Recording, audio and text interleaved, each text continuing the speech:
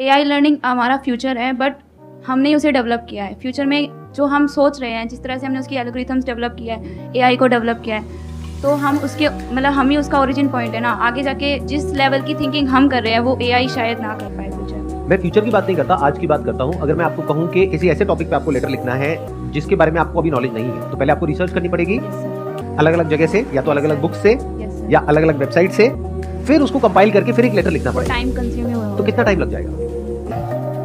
कईयों को time like 1-2 दिन का भी लग जाएगा, बट अगर अच्छे से कंपाइलेशन बनाना है तो फिर ज़्यादा टाइम लग जाएगा। एक बार आप ये करके देखना, आप जाना, ऐसे बहुत सारी एआई टूल्स हैं जहाँ पर आप जाओगे और जा करके आप एंटर करिए कि write a letter, give any topic, any random topic, इस टॉपिक के ऊपर आप एक लेटर लिख दो और एक बार देखना वो लेटर क्या है और किस लेवल का है। कुछ सेकंड्स के अंदर अंदर कुछ ऐसा आएगा आपके सामने विच इज अनबिलीवेबल, जो लिखने में हो सकता है आपको कई दिन लगे, वो काम कुछ सेकंड्स में हो गया। तो इसका मतलब क्या है कि मशीन्स की जो थिंकिंग एबिलिटी है वो हमसे लाख गुना ज्यादा तेज है, not 1 or 2 times or 10 times। I think कुछ सालों बाद हमारा जो एजुकेशन सिस्टम है वो रिडंडेंट हो जाएगा, because I mean the project that we get, जो भी टॉपिक्स हम सीखते हैं, ह्यूमैनिटीज, साइंस, जो भी किसी भी स्ट्रीम हो, उसके रिगार्डिंग काफ़ी टॉपिक्स ऐसे हैं, काफ़ी जानकारी ऐसी है जो हम सोचते हैं कि हमें याद करना पड़ेगा, बट एआई वो 1-2 सेकंड में हमें दे देता है।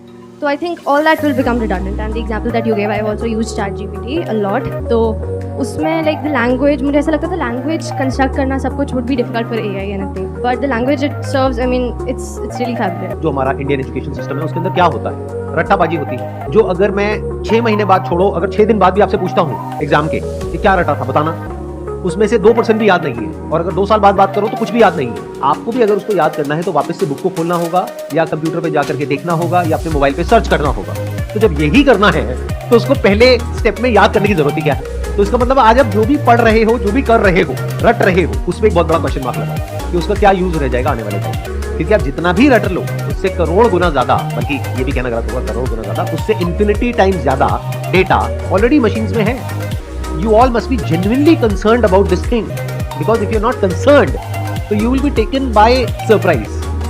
आप कहोगे हुआ क्या है एकदम से, कि मतलब जो सोच करके मैंने इतनी पढ़ाई करी, ये डिग्री ली, अब इसके लिए जॉब ही नहीं है मार्केट में। Do you guys know कि एक ऐसा प्लेटफॉर्म बिल्ड हो गया है जहां पर आपको कोडिंग सीखने की जरूरत नहीं है। Without any kind of coding skills you can code in simple language. कितनों को पता है इसके बारे में? बाकियों को पता ही नहीं है। You guys should know।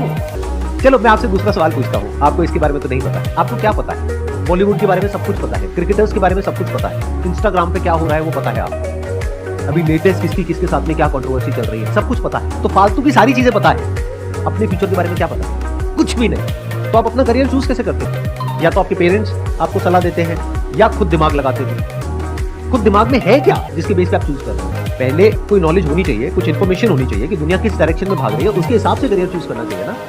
हो सकता है आने वाले टाइम में जो सॉफ्टवेयर प्रोग्रामर्स हैं उनकी इतनी रिक्वायरमेंट नहीं होगी, बल्कि जो प्रॉम्प्ट इंजीनियर्स हैं उनकी ज्यादा रिक्वायरमेंट होगी। अब ये प्रॉम्प्ट इंजीनियर्स क्या होते हैं, प्रॉम्प्ट इंजीनियरिंग क्या होती है, इसके बारे में कितनों को पता है? हाथ ऊपर करो। कितने हैं जिन्होंने आज पहली बार प्रॉम्प्ट इंजीनियरिंग के बारे में सुना है?